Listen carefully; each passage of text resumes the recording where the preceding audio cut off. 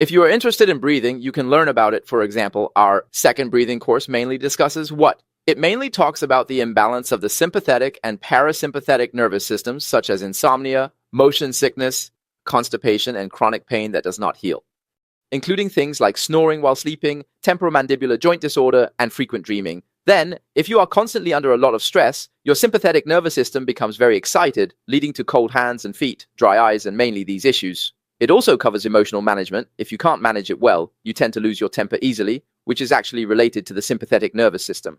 Then, our first breathing course discusses some issues related to body shape and posture.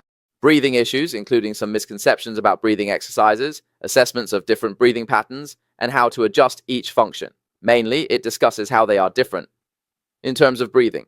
The third part is all about weightlifting, explaining why you can't build muscle despite working out, how to breathe with each movement, and how to train each muscle to maximize the breakdown of muscle fibers. It also covers how to adjust your breathing during training and how to achieve the best results in the shortest time. Perhaps if you give me 10 minutes, I can help you immediately break through your strength limits, lifting weights you've never squatted or pushed before, weights you've been trying to lift for over a year without success. I can help you overcome that in about 10 minutes. So that's mainly what this is about. Currently, I'm discussing breathing part 3 because it's relatively difficult. The difficulty doesn't lie in the course content itself, but in being able to immediately identify each student's problem at a glance. I can then help you adjust it in the shortest time possible, and that's what's challenging. What I teach more is about teaching. The movement you're most familiar with is actually weightlifting, which means breathing part 3 teaches you how to expand your capacity in the shortest time possible. I'm putting you on a high-speed train, so rapidly increasing your muscle mass. Next, we see that anyone with a low diaphragm position is prone to causing joint dysfunction and pain in other areas. For example, generally, people with a low diaphragm position will also experience restricted movement in the neck and throat, as well as pain in the cervical spine and upper back. Additionally, there's a decline in the rotational function of the thoracic spine. Furthermore, the flexibility of your spine is affected, meaning when you bend forward or backward segment by segment, it's because your thoracic curve has straightened. Therefore, your ability to control segment by segment will be relatively poor. Additionally, it can lead to some dysfunctions in your internal organs. You can understand it this way. Many of your internal organs are in the abdominal and pelvic cavities, and if the diaphragm cannot rise, it means that the organs in your abdominal and pelvic cavities are constantly under pressure. If they are under pressure for a long time, over time, their function is likely to be affected. For example, people with a low diaphragm generally have poor gastrointestinal function. If the diaphragm is low and one side of the rib cage can open while the other cannot, if the left side cannot open, it affects the stomach, and if the right side cannot open, it affects liver function. Additionally, it can lead to stubborn rib flaring. This rib flaring cannot be corrected no matter how much you train. Activating the transverse abdominis might make it look better temporarily, but it quickly returns to its previous state. This is often related to the limited expansion of the anteroposterior diameter of your thorax during breathing. In other words, you can remember this pattern. People with a low diaphragm often have more difficulty expanding the anteroposterior diameter of their thorax than the lateral diameter. This is how the lungs and thorax are for people with a low diaphragm. More people have difficulty expanding the anteroposterior diameter than the lateral diameter. Just remember this. If they also have a straightened chest, it will be even more difficult to improve. Now, let me show you how this rib flaring looks. You need to wear tight-fitting clothes, and if the ribs are higher than the chest for women, if the ribs are higher than the asso, it's quite an awkward situation, as you can see it protruding forward. Therefore, this woman's visceral function, her gastrointestinal function, must be poor because she doesn't have any contraction. Then the normal rhythm of all the internal organs is gone, everything is out of balance. The sequence is like this. The diaphragm moves first. Breathing comes first. You need to first allow the diaphragm to rise. That's the top priority. After the diaphragm rises. The second priority is always the pelvic floor muscles, not the transverse abdominis. Once the diaphragm rises, its downward movement is greater, which means the pressure on the pelvic floor muscles will be greater, right? For example, for an average person, an Asian, the average descent of the diaphragm at the front is 6 centimeters, while at the back it is 12 centimeters, meaning the descent at the back is twice that of the front. If your diaphragm is positioned lower, it's like being stuck. For instance, if the last 2 centimeters can't rise, then your range of motion becomes 4 centimeters. The entire range is 4 centimeters. For a normal person, it's 6 centimeters, but if I help you raise those 2 centimeters, your range of motion changes, increasing by 2 centimeters. Therefore, the pressure exerted below will be greater. In other words, you can understand it as your diaphragm being positioned lower, and after improving it, the strength of the diaphragm will increase. Because it stretches more, its contraction will be more complete. At this point, the pressure on your pelvic floor muscles has already increased compared to before. So if you then train the transverse abdominal muscles to add more pressure, if you get the sequence wrong, your client might experience a recurrence of hemorrhoids the next morning after your breathing private lesson, and it could happen very quickly because you inadvertently assisted in that. You just gave it a push, therefore make sure not to get the sequence wrong. Once the diaphragm is adjusted, the pelvic floor muscles should always be prioritized over the transverse abdominal muscles, because the strength of the abdominal muscles is naturally greater than that of the pelvic floor muscles. Then, make sure not to activate the pelvic floor muscles and the transverse abdominal muscles simultaneously in one session after adjusting the diaphragm.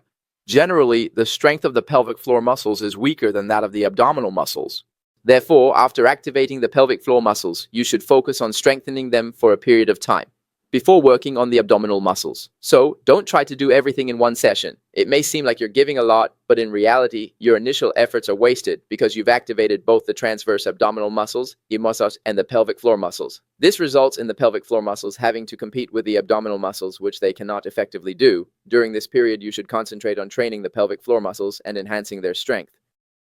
Then you can proceed to activate them. The transverse abdominis, only then can it work. After activating the transverse abdominis, practice the breathing pattern. Remember yesterday when I taught everyone to isolate and train the pelvic floor muscles, you had to keep the abdominal muscles relaxed and not let them participate. In this situation, it might temporarily disrupt your original breathing pattern. So, after strengthening the pelvic floor muscles, you need to retrain the breathing pattern. Otherwise, you might end up neglecting one aspect while focusing on another, and you can't let the training of the pelvic floor muscles disrupt the normal breathing pattern. The loss would be greater, so in the end you need to help him regain it. But what's better is that if the correct pattern is maintained for a long time, the temporary disruption caused by training the pelvic floor muscles will be short-lived.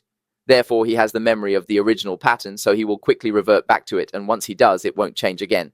This is relatively simple, but you need to do it. If you don't, he will practice this way in daily life, and whenever he thinks about it, he will practice like this. At this point, he might end up practicing the correct breathing pattern incorrectly. Once all these are sorted out, then you can move on to practicing the application of movement transformation. What does this mean? It means if your client can only maintain the correct pattern while lying on a yoga mat, but it gets messed up as soon as they sit up, stand up, walk, or start using equipment, then it's not effective. This means that what they have practiced cannot be applied. I had a classmate who asked me a question. He said, "Teacher, my client walks like this. When he walks, he sways his hips. And he has a false wide pelvis and hip impingement." Then he had back pain and sent me a video to watch, asking me what to do about it. I said, "This clearly shows hip instability and pelvic instability when standing on one leg. You need to train his pelvic stability and strengthen his gluteus maximus, medius, and minimus." After I gave him this advice, he asked me again about 2 or 3 months later, "Teacher, I've had him train his glutes 3 times a week. Why is it still not working? Why hasn't it improved?" Then I asked him how he was training the glutes, and he sent me a video of how he was doing it. Since he was originally a yoga instructor and later learned Pilates, he practiced both yoga and Pilates. He sent me a video showing how he was training his clients like this. Training the glutes. This is for the gluteus maximus, and this is how the gluteus medius and minimus are trained. B. The posterior half of the gluteus medius and minimus. After training like this for 3 months, he still walked with a sway, and he didn't understand why. Moreover, he said that when he resisted, his strength had indeed increased a lot. For example, he used to get tired after 5 reps, but now he can do 20. Indeed, his strength has grown, but the exercises he did only allowed his glutes to engage during those specific movements, not necessarily when he was walking. So, what happened next? He didn't understand what I was saying because I was too busy. Finally, I told him that training like this was useless. This only helped him find the feeling of engaging his glutes, but he was still unstable when walking. You need to train his glutes in the context of his walking pattern, but he still didn't get how to engage his glutes. In the end, I got frustrated and told him, "When do your clients ever use these exercises in their daily lives? When have you ever seen your clients suddenly stop while walking and do this?" Exactly, you don't use such movements at all in your daily life, so practicing this is meaningless. You need to convert it into something useful. After training like this, you should be able to apply force when pushing off during walking, and also be able to apply force when supporting yourself. That's what matters. Breathing is the same.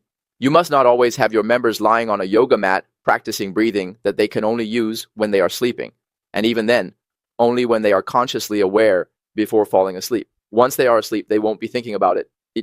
So it's meaningless. Most of the time, members or the author are standing, walking, or moving. Therefore, you need to directly convert the breathing practice while lying down into the most commonly used scenarios in their daily life. That's what makes it useful. Otherwise, the breathing you practice is useless unless you do nothing all day but lie on a yoga mat. Therefore, this is called the transformation between actions.